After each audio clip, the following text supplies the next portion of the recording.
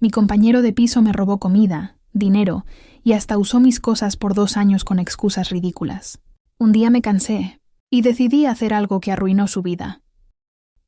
Daniel y yo compartíamos piso desde hacía 3 años cuando todo explotó. Nos conocimos en un trabajo temporal. Era simpático, educado, siempre dispuesto a ayudar. Cuando mi anterior compañero de piso se mudó con su novia, Daniel apareció como candidato perfecto. Trabajo en administración, soy ordenado, pago a tiempo, me dijo en la entrevista. Y lo hizo. Durante el primer año pagaba su parte el día exacto, limpiaba lo que ensuciaba, respetaba mis horarios. Nunca imaginé lo que se cocinaba detrás de esa fachada. El segundo año todo cambió. Primero fue la comida. Llegaba del trabajo y mi yogur griego no estaba, mi queso, mi salmón ahumado. Pensé que lo había comido yo y lo había olvidado, porque trabajaba 12 horas diarias y mi memoria no era fiable. Una noche compré una pizza congelada cara, de marca italiana. La dejé en el congelador pensando en cenarla al día siguiente. Llegué a casa y no estaba. La caja vacía asomaba por la puerta entreabierta de su habitación. «¿Daniel? ¿Comiste mi pizza?» «Ah, lo siento, pensé que era comunitaria». «Te la reemplazo». No la reemplazó. Esa fue la primera mentira que tragué sin masticar. Las excusas comenzaron a acumularse como platos sucios en su habitación. «Se me cayó tu taza favorita». La taza estaba entera en su mesa de noche, llena de café de 3 días. «Usé tu champú porque se acabó el mío». Su champú estaba lleno, escondido debajo del lavabo. Pedí prestados 10 euros para el taxi. Eran 20. Y nunca volvieron. Cada incidente era tan pequeño que hacer un escándalo me habría hecho quedar como una histérica obsesiva. Eso aprendí rápido. Daniel no robaba cantidades enormes de una vez. Eso habría sido obvio. Tomaba de a poco. Un billete de 5 del monedero. La última porción de la comida que preparé para toda la semana. Mi cargador de teléfono, que según él solo necesitaba un día. Ese día se convirtió en una semana. Compré 3 cargadores ese año, y yo seguía justificándolo. Está pasando por un mal momento. Somos amigos. No voy a pelearme por 4 euros. A los 6 meses de los incidentes pequeños, Daniel ya había perfeccionado su sistema. No tomaba nada que yo pudiera reclamar con seguridad. Si dejaba dinero visible, desaparecía una parte, pero justo la cantidad que hacía dudar a mi propia memoria. Eso es lo peor del robo crónico. Te hace dudar de ti misma. Me pasaba el viaje al trabajo reconstruyendo cuánto dinero había en el monedero esa mañana. Me pasaba la cena revisando si realmente había comprado el yogur o si lo había confundido con otro que se acabó. Me pasaban las noches calculando, volviendo a calcular, buscando el error que explicara que las cosas desaparecieran sin culpable. Daniel aprovechó esa niebla con precisión quirúrgica. Robaba mi comida, pero nunca la última porción. Robaba mi dinero, pero siempre dejaba algo. Robaba mis cosas de aseo, pero no todas a la vez. Y cada vez que yo llegaba a un punto de certeza suficiente para confrontarlo, él tenía una respuesta lista que sonaba razonable. Lo siento mucho. Estoy desorganizado. Tuve una semana horrible. Mi jefe me está explotando. Mi madre necesita dinero. Estoy desesperado. Siempre una víctima. Siempre una razón. Siempre una promesa vacía. Como éramos compañeros de piso, como habíamos construido una rutina de 2 años, no podía simplemente echarlo. O eso creía. Salir de una situación de abuso siempre parece más complicado desde dentro que desde fuera. Yo veía el coste de echarlo. Tener que buscar otro compañero, gestionar el contrato, pasar por la incomodidad del conflicto abierto. No veía con claridad el coste de quedarse, mi dinero, mi salud mental, mi capacidad de confiar en mi propio juicio. Todo ello pagando la factura cada semana. El segundo año fue cuando las cosas se pusieron realmente enfermizas. Daniel empezó a usar mis cosas personales sin permiso. Mi chaqueta favorita apareció arrugada en el suelo de su habitación con olor a cerveza. Dijo que la había tomado por error porque era negra y la suya también. Mi chaqueta es azul marino. La suya es gris. Mi pasta de dientes se acababa el doble de rápido. Mi desodorante también. Mis cuchillas de afeitar. Mi colonia. Todo lo que estaba en el baño compartido se consumía al doble de velocidad. Compré un estuche con candado para mis cosas de aseo. Daniel se rió. ¿En serio crees que voy a robarte el desodorante? No lo sé, Dan, ¿tú qué crees? Estás siendo paranoica. En serio, necesitas relajarte. Esa fue la primera vez que me hizo sentir que la loca era yo. Me avergoncé del estuche con candado y lo guardé en mi habitación. Al día siguiente, mi desodorante nuevo estaba usado hasta la mitad. En octubre del segundo año, ahorré 800 euros para comprarme un ordenador nuevo. Trabajaba de freelance además de mi empleo fijo, traducciones nocturnas, correcciones, informes. Los guardé en un sobre dentro de mi cajón de ropa interior. Una semana antes de comprar el ordenador, abrí el sobre. Quedaban 320 euros. Me habían robado 480. No podía acusar a Daniel sin pruebas. Enfrentarlo sin nada me haría quedar como la compañera tóxica. Él siempre tenía respuestas. Siempre se ofendía. Daniel, han desaparecido 480 euros de mi habitación. ¿Sabes algo? Su cara no cambió. Sus ojos no se movieron. No, no sé nada. ¿Revisaste bien? ¿No los habrás usado sin recordarlo? Trabajo 12 horas al día y aparte hago traducciones por la noche para tener ese dinero. ¿Crees que no recordaría gastar 480 euros? Tranquila. Seguro aparecen. No aparecieron. Y yo me quedé sin ordenador. A partir de ahí, Daniel cambió de estrategia. Cada vez que algo desaparecía y yo mostraba frustración, él se convertía en la víctima. Lamento mucho que te sientas así. Mi vida es un desastre en este momento, y en lugar de apoyarme, me acusas. Lloraba, literalmente lloraba. Un hombre de 32 años, sentado en el sofá, con lágrimas en los ojos, diciéndome que yo era injusta, y yo me sentía como una mierda. Ahora entiendo que no lo abandonaban sus amigos sin razón. Yo estaba siendo manipulada para sentir lástima mientras él limpiaba mis cuentas. En noviembre, le presté 200 euros para una emergencia médica de su madre. Nunca existió tal emergencia. Lo supe porque su madre publicó fotos en las redes sociales de unas vacaciones en la playa esa misma semana. Cuando le reclamé el dinero, dijo: «Es que mi madre necesitaba el dinero para las vacaciones, pero no quería decirlo porque me daba vergüenza». Le pedí que me devolviera al menos la mitad. Me prometió que la semana siguiente. No llegó esa semana. No llegó ese mes. No llegó nunca. Para diciembre ya llevaba un año completo soportando esto. Y algo dentro de mí cambió. Dejé de sentir lástima. Dejé de dudar. Empecé a observar con la frialdad de alguien que ya ha tomado una decisión y solo necesita reunir los materiales para ejecutarla. Hice una lista en mi teléfono de cada cosa que desaparecía. El 3 de diciembre, 15 euros del monedero. El 5, mi última lata de atún. El 7, un powerbank nuevo que había comprado ese mismo día. El 9, medio paquete de café. El 12, 40 euros del fondo de emergencia que dejaba en la cocina, lo cual me hizo sentir profundamente idiota porque era el escondite más predecible del mundo. El 14, mi cargador del portátil, porque según él el suyo había explotado de forma misteriosa. El 16, pasta de dientes la tercera o cuarta vez. El 18, mi paraguas, aunque él ya tenía 2 en su habitación. La lista crecía, y cada vez que lo confrontaba, el patrón era exactamente el mismo. Negación, victimización, promesa vacía, silencio y repetición. Me volví obsesiva de un modo que ahora entiendo como una respuesta completamente racional a una situación de abuso crónico. Contaba las monedas del bote de la entrada cada vez que salía y cada vez que volvía. Tomaba fotos de la nevera antes de irme al trabajo. Escondía dinero dentro de los lomos de libros gruesos, detrás de enchufes, en el doble fondo de una caja de zapatos forrada por dentro. Pero nada funcionaba. Él encontraba todo, o registraba con suficiente sistematismo para que sus pequeñas extracciones continuaran sin que yo tuviera una sola prueba concreta de un solo hecho concreto. Era como vivir con niebla permanente.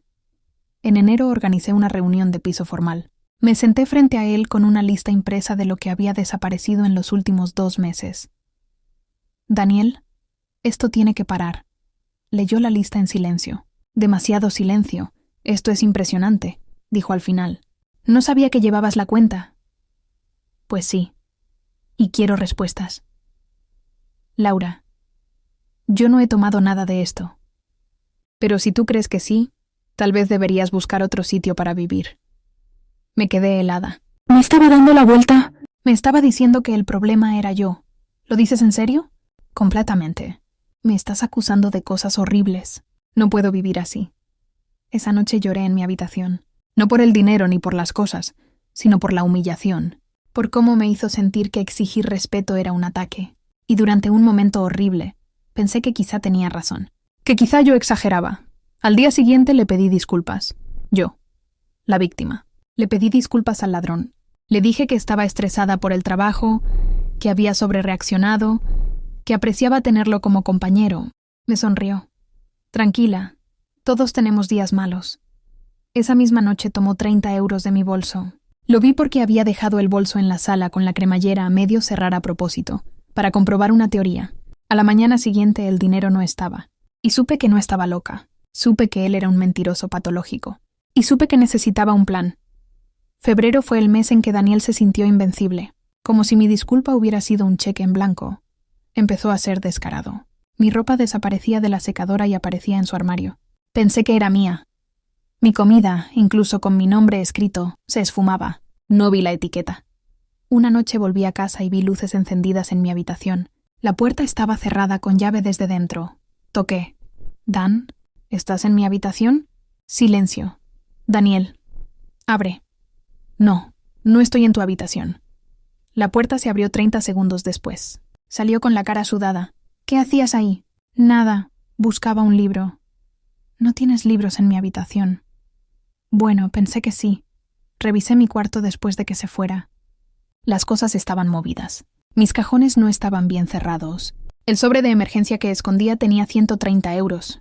Quedaban 30. Me había robado 100 euros más. Me senté en el borde de la cama y no lloré. Me quedé en blanco, porque por primera vez entendí que no se trataba de necesidad ni de un mal momento. Daniel robaba porque podía, porque le gustaba, porque le daba una sensación de poder. Y yo se lo había permitido durante 2 años. Esa noche no dormí. Planeé. Podía echarlo, sí. Pero sin pruebas él negaría todo. Diría que yo era una loca. Ya me había hecho quedar mal antes. Esta vez necesitaba algo irrefutable. Algo que destruyera cualquier posibilidad de negación. Compré 2 cámaras espía. Pequeñas, con visión nocturna. Con grabación continua de 72 horas. Conectadas a baterías externas para que duraran más. Las instalé en mi habitación, una apuntando a mi mesita de noche y cajones, otra apuntando a la puerta. Las configuré para que grabaran en bucle y subieran los archivos a la nube. Si él encontraba las cámaras y las destruía, las grabaciones ya estarían a salvo. Las escondí dentro de un peluche en la estantería y detrás de un libro en el estante superior. Luego hice algo que me dolió, pero era necesario. Dejé 3 billetes de 20 euros sobre la mesita de noche. Un cebo, y esperé. El primer día no pasó nada relevante. La cámara lo grabó entrando a mi habitación a las 11:30 de la mañana. Estuvo dentro 4 minutos. Revisó los cajones metódicamente, uno por uno, con la calma de alguien que ha hecho esto cientos de veces. Miró los billetes sobre la mesita, los tocó, contó, pero no los tomó. Era demasiado inteligente para caer tan rápido en un cebo tan evidente. Desde mi oficina, viendo la grabación en el teléfono durante el descanso del almuerzo, sentí algo extraño. Alivio. No había tomado nada, y al mismo tiempo furia, porque estar en mi habitación registrando mis cajones sin que yo lo supiera ya era una violación. Ya era suficiente, pero quería más pruebas. Quería que fuera imposible de negar. El segundo día no entró. Revisé las grabaciones desde el trabajo con el corazón acelerado, preparada para cualquier cosa. Nada. Solo la habitación vacía, el peluche con la cámara, los billetes sobre la mesita. Empecé a pensar que quizás me había adelantado, que quizás se había vuelto más cauteloso, que todo ese dinero en material de vigilancia había sido un gasto inútil. El tercer día, Daniel se puso creativo. Entró a las 10:15 de la mañana y se sentó en mi cama, reclinado contra mis almohadas, con zapatos puestos. Vi la grabación desde mi oficina y sentí un escalofrío que tardé varios minutos en sacudir. No solo robaba, también ocupaba mi espacio.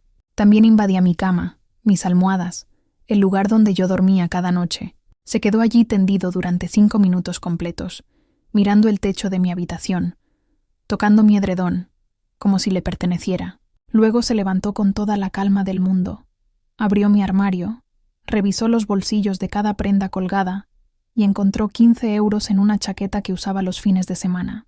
Los tomó, los metió en su bolsillo. Salió de la habitación como si nada. Esa tarde, sentada en mi escritorio del trabajo fingiendo atender llamadas, tuve que hacer un esfuerzo enorme para no escribirle un mensaje. Tenía la primera prueba sólida, pero quería más. El cuarto día no entró de nuevo. La espera era más agotadora que cualquier confrontación. El quinto día fue escalofriante. Daniel llegó a mi habitación a las 2 de la madrugada. Yo estaba fuera de la ciudad por trabajo y había avisado que volvía al día siguiente.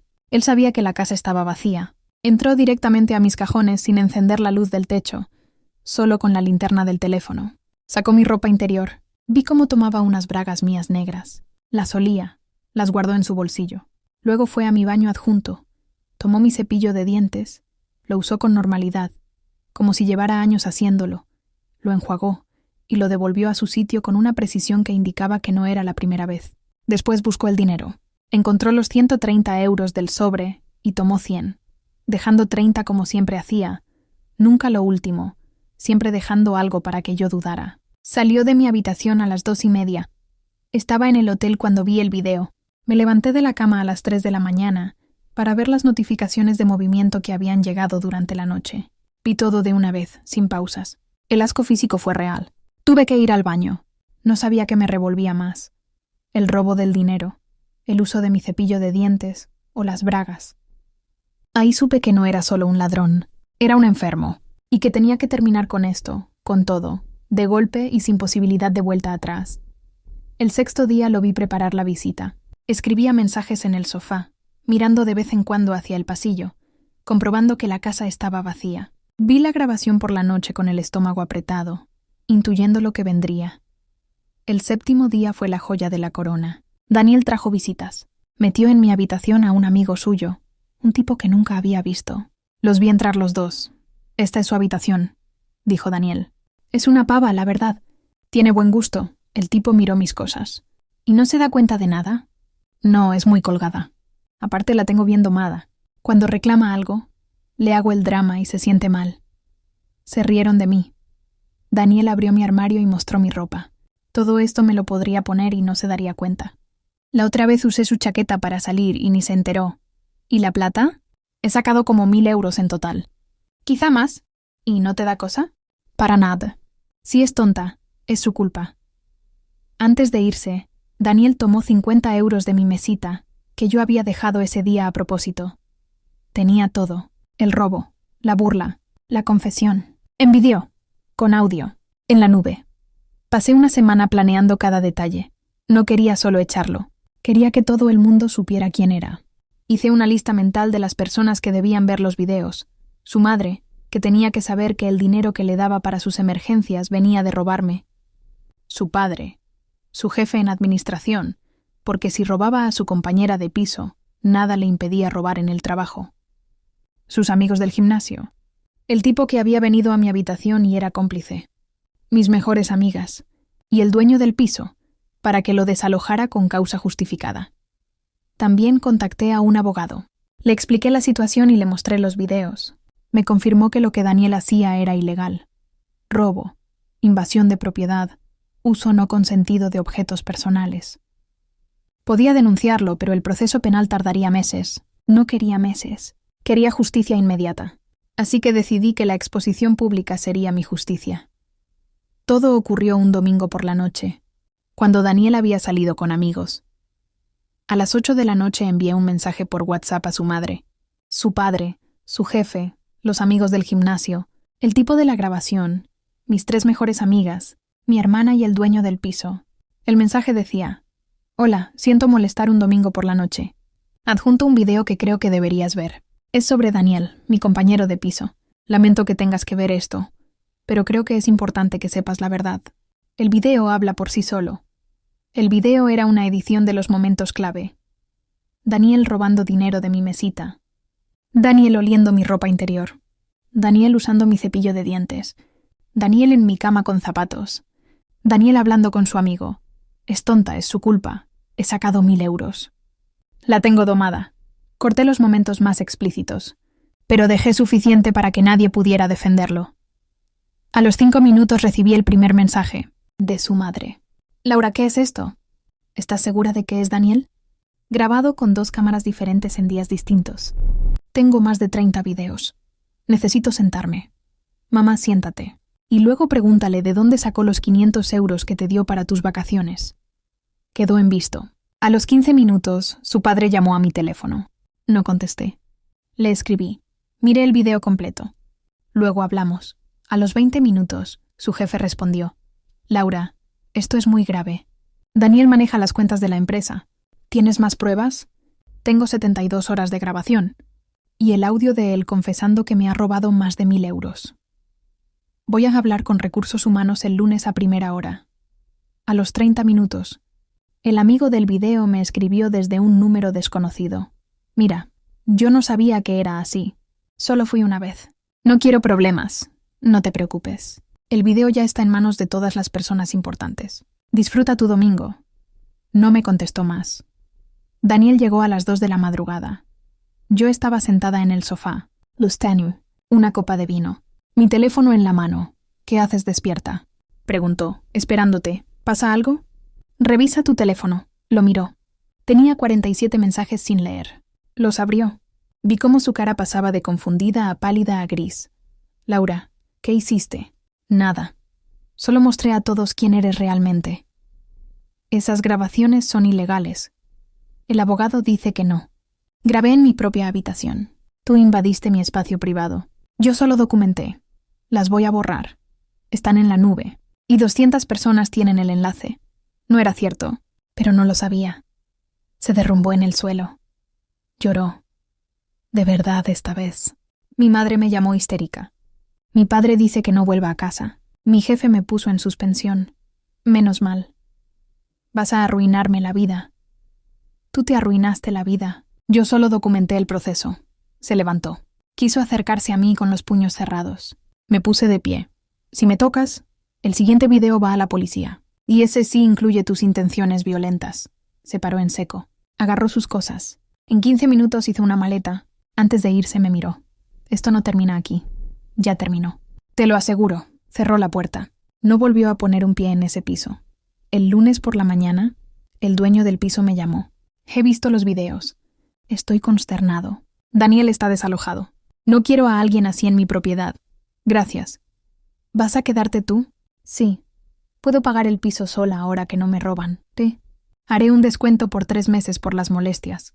Colgué, y me quedé sentada en el sofá de un piso que por primera vez en 2 años era completamente mío, sin tener que contar el dinero antes de salir, sin tener que fotografiar la nevera, sin tener que calcular si el cansancio que sentía era del trabajo o de vivir en alerta constante.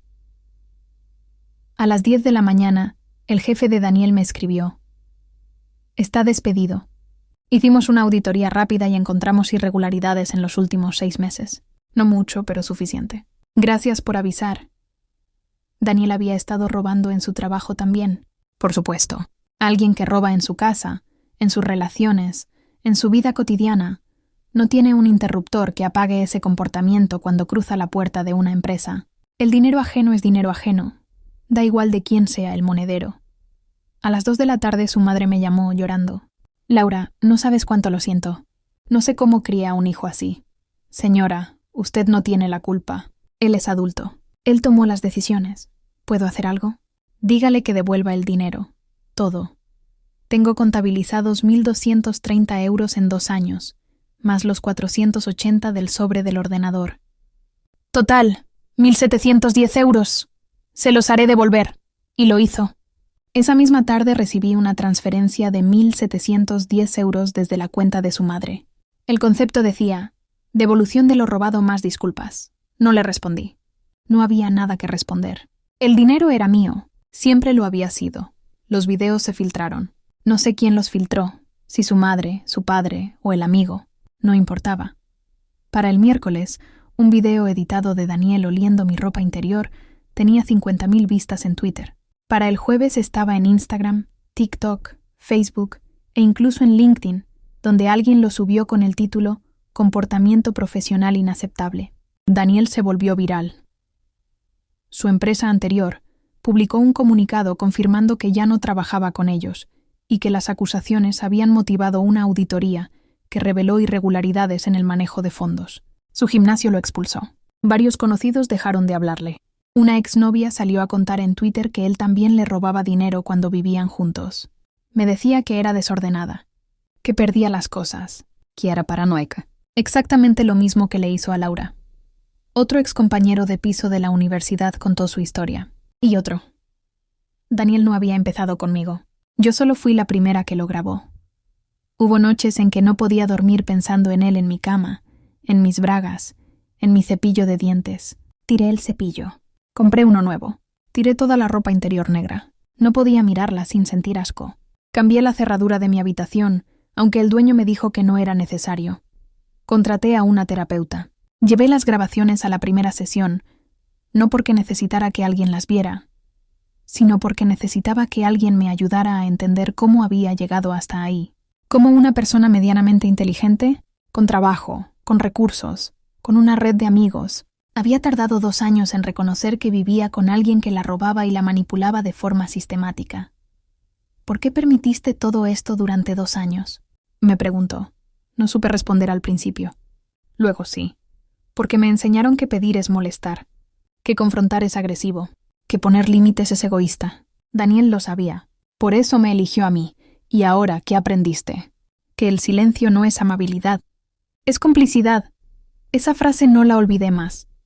Con los 1.710 euros devueltos, compré el ordenador que había soñado, el mismo que Daniel me había impedido tener 1 año antes. Lo configuré con mi nombre, lo llené de mis archivos, lo usé para trabajar desde casa, sin miedo a que alguien entrara a mi habitación.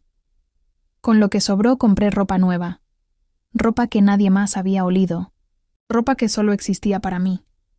Y me permití un fin de semana en la costa, algo que no me había dado en 3 años. Fue un acto pequeño pero significativo. Recuperar mi espacio, mi cuerpo, mi intimidad. 3 meses después encontré una nueva compañera de piso. Claudia es enfermera y trabaja turnos nocturnos, así que casi no coincidimos. Hicimos un acuerdo por escrito. Nada de compartir comida sin preguntar. El dinero no se deja en zonas comunes. Cada quien tiene su baño. Claudia se rió cuando le leí la lista. ¿De verdad es necesario? Te lo contaré algún día. Se lo conté a los 2 meses. «¡Qué hijo de puta!», dijo. «Lo sé». «¿Perdonaste?» «Jamás», asintió como si esperara esa respuesta. Perdonar no es obligatorio. A veces la justicia es suficiente. Ha pasado 1 año desde la exposición. Daniel vive en la ciudad de al lado. Lo sé porque su madre me lo dijo. Y sí, todavía hablo con ella. Fue la única que devolvió el dinero y no tenía la culpa de lo que hizo su hijo. Daniel trabaja en un supermercado en turnos de noche. No tiene pareja. No tiene amigos. Su familia lo visita 1 vez al mes por lástima. A veces me escriben desconocidos por redes sociales, mujeres y hombres que pasaron por algo parecido. Gracias por hablar. Gracias por grabarlo. Ojalá yo hubiera tenido tu valentía. Y yo les respondo. No fue valentía. Fue hartazgo. Llegué a un punto donde ya no me importaba quedar mal. Solo quería que parara. Pero sí fue valentía, porque la valentía no es no tener miedo. Es tener miedo y hacerlo igual. Ahora estoy sentada en un café frente al mar, con mi ordenador nuevo, escribiendo esta historia. El sol calienta mi cara. El mar suena de fondo. Nadie me debe nada. Nadie me roba nada. Nadie me miente a la cara. Y por primera vez en 3 años, respiro sin miedo. A veces pienso en ese cepillo de dientes, en él usándolo, en él devolviéndolo mojado, en mí cepillándome los dientes días después sin saber. Pero también pienso en el momento en que vi el video, en cómo supe que ya no era su víctima, en cómo apreté los dientes y dije, vas a pagar. Y pagó, no con cárcel, no con violencia, no con gritos, con su reputación, con su familia, con su futuro, con tener que empezar de cero en un supermercado de madrugada mientras yo me tomo un café frente al mar. Esa es mi justicia, y es suficiente.